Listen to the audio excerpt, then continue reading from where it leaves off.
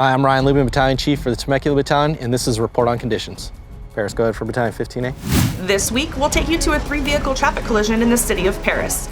And we highlight promotions for the month of February within the county and state.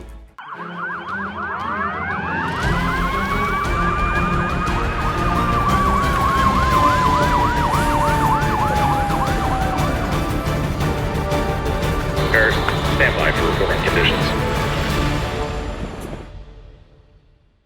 Hi, I'm Maggie Klein de la Rosa, and thank you for joining CAL FIRE Riverside County Fire Department's Report on Conditions. Last week, from February 20th through February 26th, our firefighters responded to 3,745 calls for service, including 2,860 medical emergencies and 103 fire-related calls. Of the fire calls, 15 were vegetation fires and 24 were structure fires. Let's check out a few highlighted incidents from this past week. On Monday, February 20th, firefighters were dispatched to a traffic collision at the intersection of Indian Avenue and Harley Knox Boulevard in the city of Perris. CAL FIRE law enforcement was first on scene, reporting 3 vehicles involved with 1 person trapped. Because of the extensive damage, a second truck was dispatched to assist in extrication. In total, 3 patients were transported to local area hospitals, 2 with minor injuries and 1 with major injuries. On Tuesday, February 21st, firefighters responded to a residential structure fire in the 1400 block of Midnight Sun Drive in the city of Beaumont. The first chief officer to arrive confirmed a single-story structure with heavy flames coming from the garage. When firefighters made entry, they discovered that the fire had spread into the attic and living space. The fire was contained within 30 minutes, and 2 adults were displaced but declined assistance from the American Red Cross. Beaumont's Building and Safety Department was notified to evaluate the structure. Just before midnight on Tuesday, February 21st, firefighters received reports of a plaza awning that fell onto a commercial structure's roof at the 51,800 block of Cesar Chavez Street in the city of Coachella. Upon arrival, firefighters inspected the scene and determined there was no major damage to the commercial structure or immediate threat to the surrounding area. On Friday, February 24th, firefighters were called to a commercial vehicle fire near the intersection of Avenue 42 and Monroe Street in the city of Indio. The first arriving engine company reported a single motorhome fully involved with fire. Firefighters extinguished the flames with no damage to any surrounding parked vehicles. The owners, who were living in the motorhome, were displaced by the fire and will be receiving assistance from the American Red Cross. On Saturday, February 25th, CAL FIRE Riverside County Fire Department firefighters, with assistance from Office of Emergency Services Task Force 6, responded to a water rescue in the Santa Ana River bottom just north of Martha McLean Anza Park. After searching extensively, 2 victims were located in an encampment and a shore-based rescue was initiated using inflatable boats. Both patients were loaded and returned to shore, where one was assessed and refused transportation to a local hospital, and the other refused treatment and transportation. On Sunday, February 26th, firefighters responded to a residential structure fire at the 22,000 block of Longview Road in the community of Sky Valley. The first arriving engine company reported a single-story family dwelling fully engulfed in flames. Due to the high winds, multiple surrounding structures were threatened by the traveling embers of the fire. Resources remained committed for 2 hours and fully extinguished the fire before it could spread.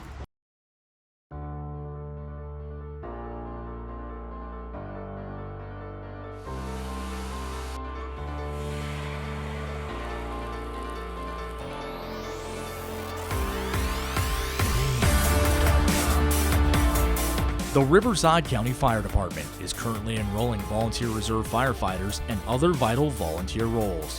Whether you want to start an exciting career in the fire service or just want to serve your community, visit rvcfire.org to find out more.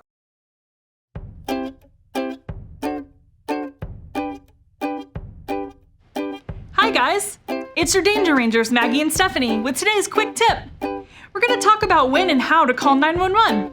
So when should you call 911? 911 is intended for life or death emergencies. If something is on fire, or someone can't breathe well, or a person's badly hurt, you should call 911. You should not call 911 for help with your homework or your brother or sister taking your toy. Right. Please only call 911 for life or death emergencies. So what number should we call for emergency assistance? 911. That number works anywhere in the United States, no matter what. Yep. All you need to do is dial the 9, then the 1, then the 1 again on the phone, and you'll talk to someone who will send you help. Don't forget, If you're using a cell phone, once you dial 911 on the keypad, you still need to hit the green phone icon or the button that says call in big letters. Be sure to follow all of the dispatcher's instructions. That's all for today's tip, Danger Rangers. Thanks for joining us. Together, we will stay 911 safe. See you soon!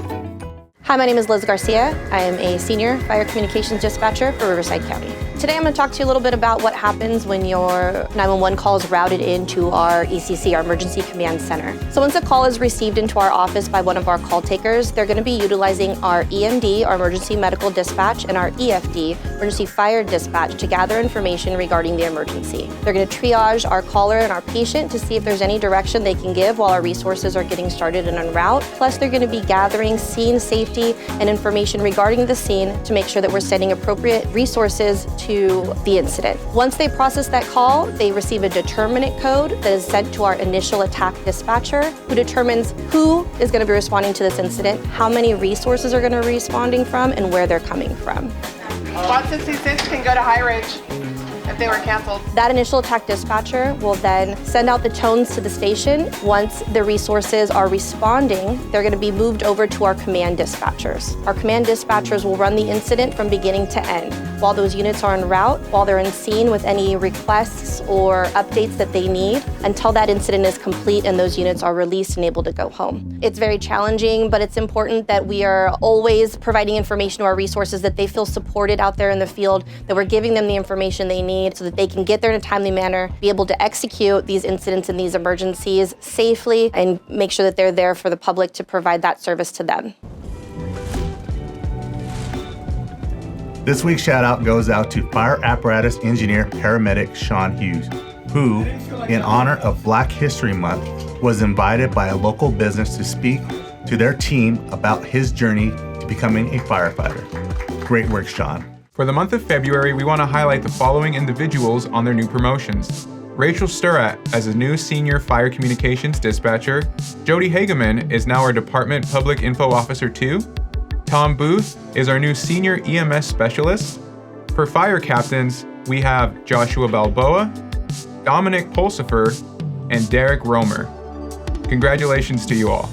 As we close out this week's show, we'd like to share a few pictures that firefighters sent us of the unique weather experienced over the weekend. To stay up to date on current incidents as they happen in Riverside County, be sure to follow @CalFireRRU on Twitter, Instagram, and Facebook. Did you happen to capture any pictures or videos of our firefighters in action? If so, send them our way at rrupio@fire.ca.gov. On behalf of your CAL FIRE Riverside County Fire Department, Public Affairs and Community Education Bureau, I'm Maggie Klein de la Rosa. Thanks for watching.